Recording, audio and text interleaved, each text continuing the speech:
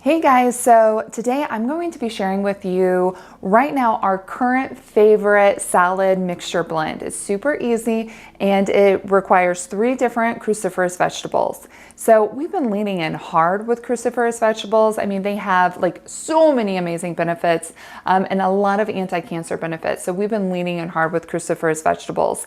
So we came up with this really amazing salad blend. Well, actually my husband did. And it's super easy to make, especially if you have a food processor. And we have been just making it at the beginning of the week and then storing it in these mason jars and having this beautiful cruciferous mixture blend to eat for our salads.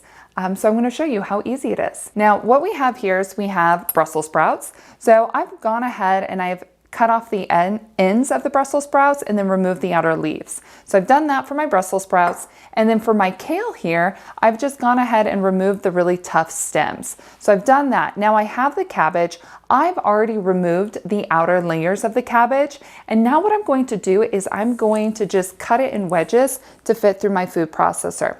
So in my food processor, I'm just going to show you really quick. I have this blade on. Okay, so this is going to be really good for slicing. I'm just putting that in here and it's going to make it so fast and so easy.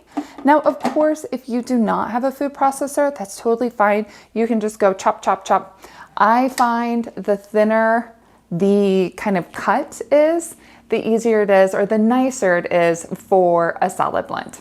Okay, so let me go ahead and get started with this cabbage. So I'm gonna start by just cutting it in half. And then from the halves, I'm going to just continue breaking it down and kind of cut it into wedges until it will fit in there, okay?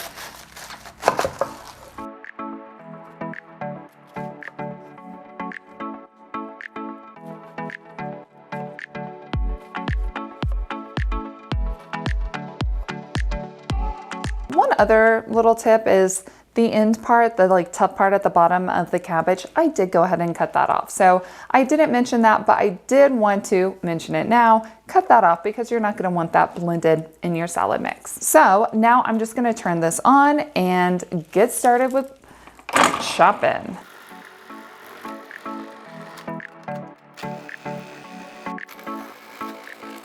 All right, so I've done a mixture and you noticed I was doing some cabbage and then some kale and then some Brussels sprouts and mixing it up. It's because it fills up pretty quickly. So I have this beautiful blend in here. Now I am going to be putting this into a larger bowl to help kind of mix it up before I go ahead and store it in the mason jars.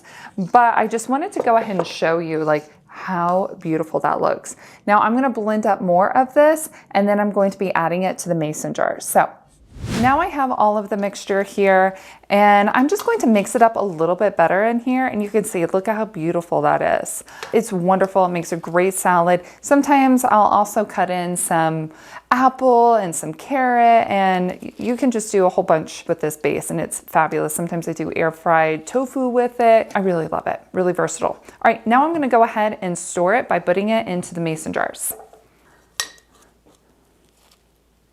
Now the thing too about putting it in the mason jars is you want to pack it as full as possible so that it has as little air in there.